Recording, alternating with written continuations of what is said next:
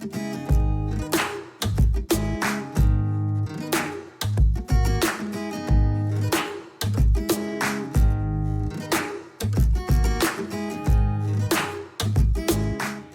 guys, I'm Super Ron, welcome back to the channel and we're here again for another Autoshack episode.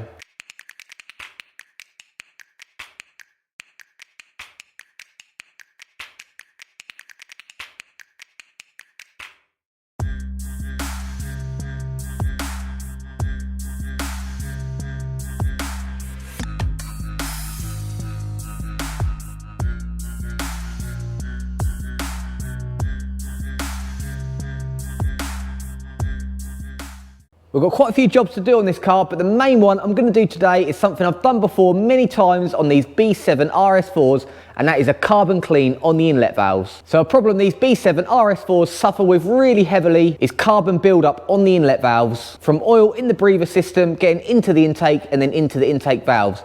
On a traditional car, this isn't a problem because the fuel flows over the valves and washes them as it goes. New technology brought through direct injection where the fuel is injected directly into the combustion chamber. So now there's no fuel in the inlet or the inlet valves, so there's nothing to wash them up. So over time, these build up deposits and just generally a load of gunk. And particularly on these cars, it becomes very restrictive. So we've done lots of these before, saloons and estates, but this is in fact my first cabriolet. The last one I've done, I did film on the channel and that had only done 50,000 miles.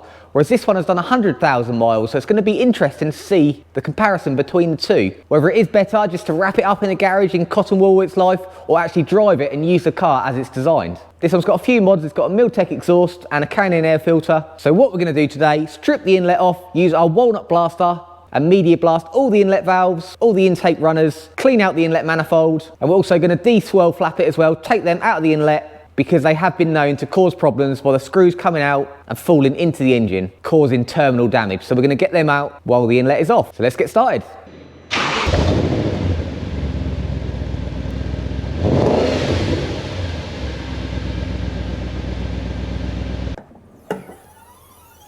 So first stage, of course, of getting to the inlet ports is going to be getting the inlet manifold off. These are quite tricky. There's lots of bits underneath and right at the back that you can't quite get to easily. So unless you know where the pipes are, it can be a bit of a headache. But we've done quite a few of these RS4s now, so I know where all the pipes are, where all the joins are. So let's get the inlet off.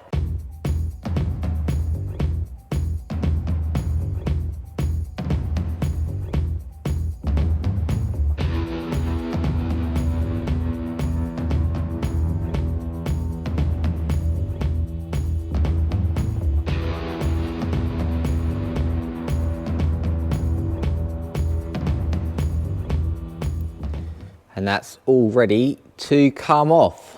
They're not the easiest things to do. There's not a lot of access at the back. You've got the PCV valve and another port to all get off. And at the front the same. It's tucked right under the front panel there.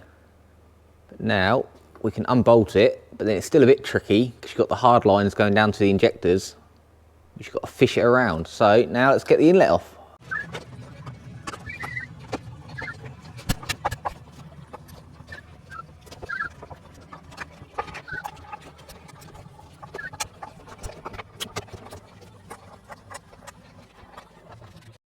And we're in. I don't know if the GoPro's going to pick it up, but we've got the typical RS4 problem.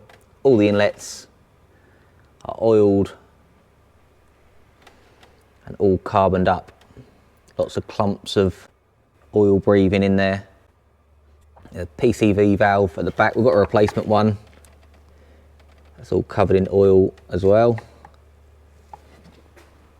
And the same on the inlet, we're all oiled up. Something I've just noticed, this side, they're actually loose. Shouldn't be any movement there until you push it for the actuator. This side, so I think it might be coming off the spindle at the end. So we are de-swirl flapping this as well. These have been known to lose those little screws and they go into the engine and causes a whole load of damage. Unimaginable the cost that's involved. So we'll be getting these swirl flaps out, cleaning everything up. Now we're set to get on with the walnut blasting to get these inlets cleaned up.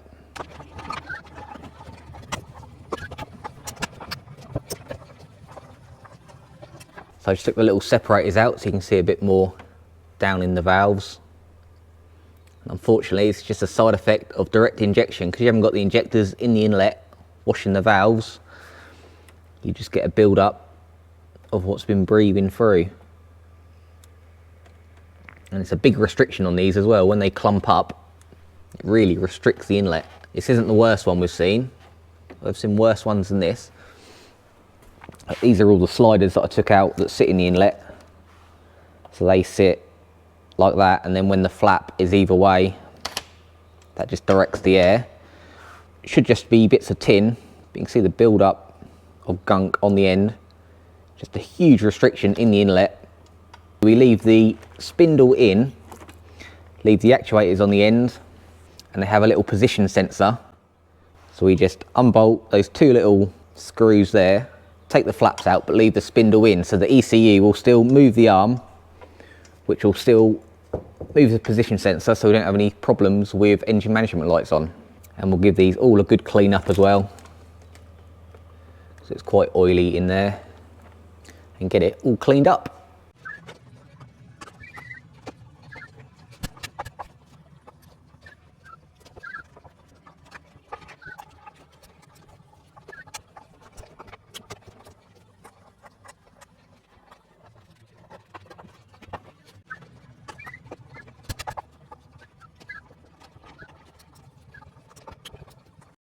That's the inlet all cleaned up. Everything's spotless, blown out, all down the ports now. Nice and clean and tidy. Cleaned up all the core plugs as well. Now I can put them back together. We usually just Loctite these back in. That's just access where we needed. See the screw holes there. So we're not going to put anything in there, but we are leaving the spindles in. So the spindles are in there turning, and that moves the sensor on the end, so the engine is still happy. So let's get these core plugs stuck back in.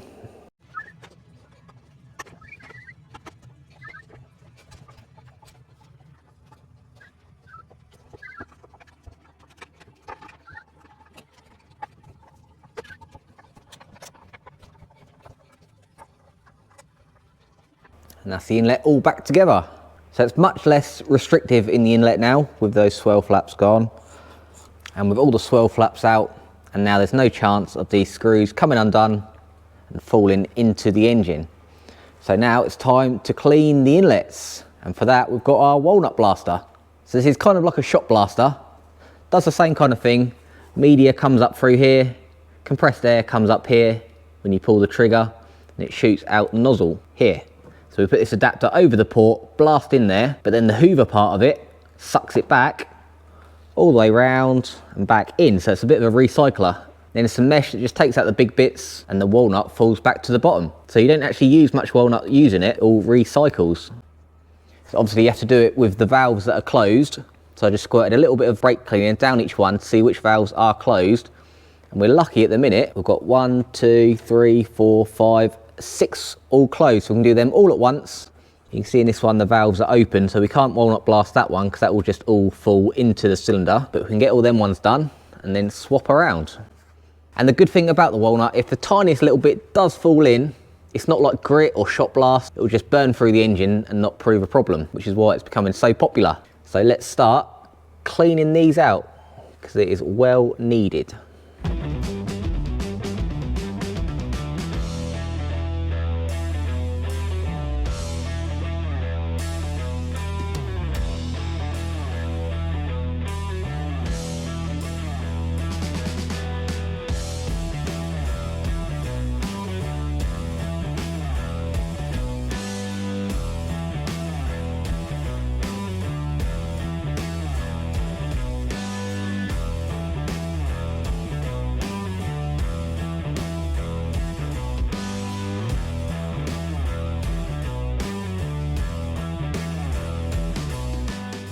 And got most of the way through the first bank. As you can see, the difference is night and day. So much cleaner. How it should be. And I've started half doing this one, and you can see how much is built up on the valve stem.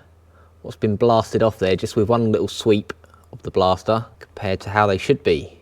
This isn't the worst we've seen. We've seen some that are almost half blocked. But as you can imagine, they're designed to be nice and crisp like this. So this is no good for flow. So I'll carry on getting these cleaned up, but really happy with results so far. They are looking much better. I've just started on the 5th one and seen something quite interesting. If you look just here, the port is almost completely closed up. This is a big lump of carbon.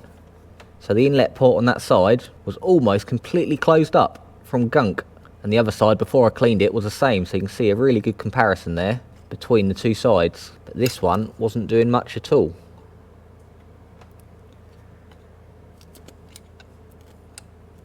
All carbon crispied up.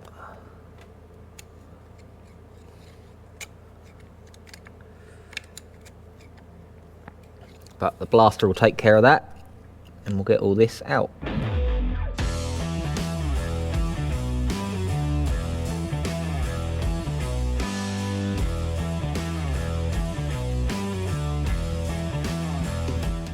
So that's these 6 all done. All come out perfect. Done this side as well. See how much bigger the ports are now. They're all clear. So we've just got these 2 to do. So I've got to turn the engine over so the valves are closed, but they're a bit of a weird setup on this. There's not actually a crank pulley in the middle, so you have to turn the alternator and hope the belt turns it over. And I'll see if I can get both of these on the same stroke so the valves close. What a difference so far.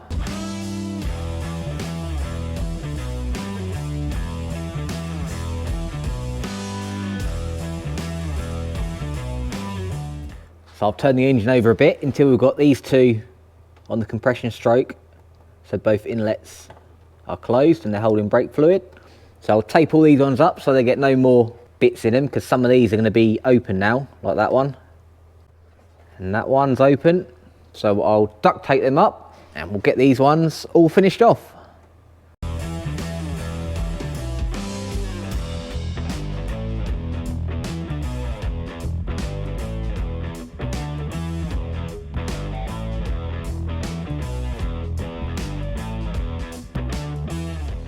And that's the last 2 all finished off. Perfect, just like brand new. They've come out nicely. As you can see, we do get a bit of overspray from the walnut blasting out. Kind of sprays a bit everywhere because the little suction cup isn't quite big enough to cover all of the port.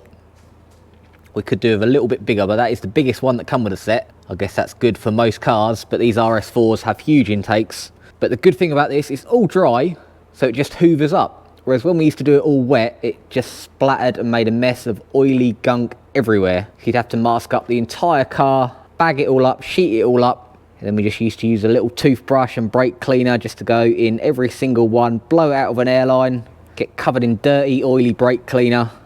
Whereas with this, we can just hoover it up and then just blow the last bits out of an airline and sweep it up. Whereas when we done it wet, we had to mask up the whole area, even the floor, like a crime scene, just because it's so messy. So this is a big improvement. The hoover on this is absolutely immense, so that'll suck all this away, no problem. We'll get it all cleaned up and then we can get this inlet back on.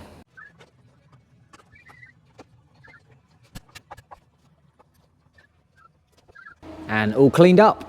That all hoovered up nicely and blew out. And any other little bits that are just down, any cracks and crevices, they'll just blow away in the wind. So I've just cleaned the filter out on the hoover. You can see in the mesh,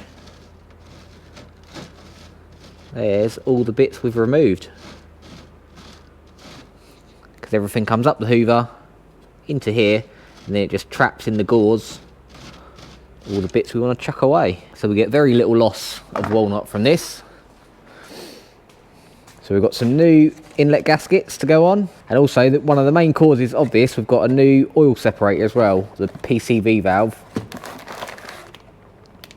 So these failing doesn't separate the oil in the breather system, so it goes back into the intake, and that's at the back here. So I'll fit that one on, which filters the breathable air out of the 2 rocker covers, goes into the end there, that should separate the oil, and the oil then runs back down into the engine, but they seem to have some problems with them, and it ends up just going back into the inlet.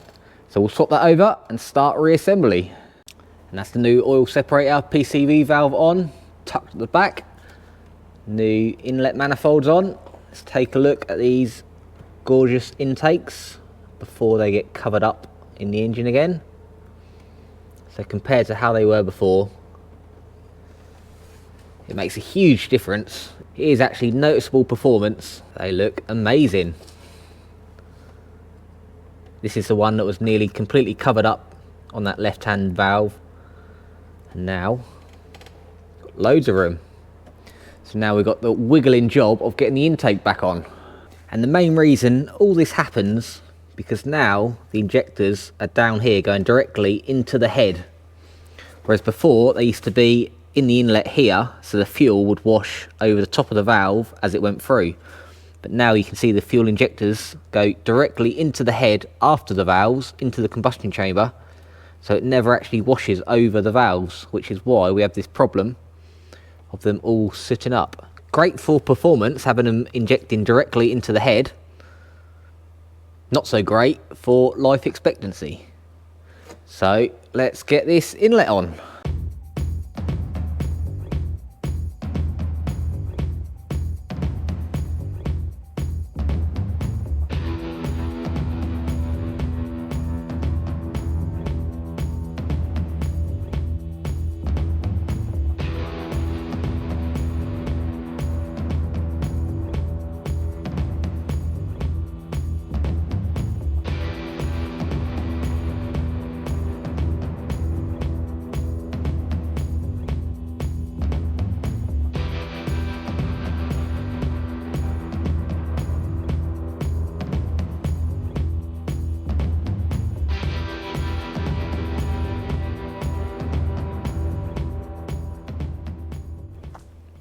And all back together.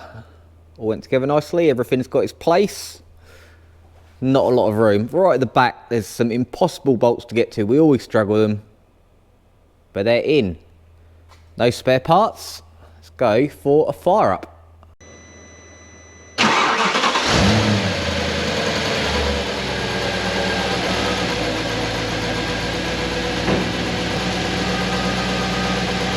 Two thumbs up.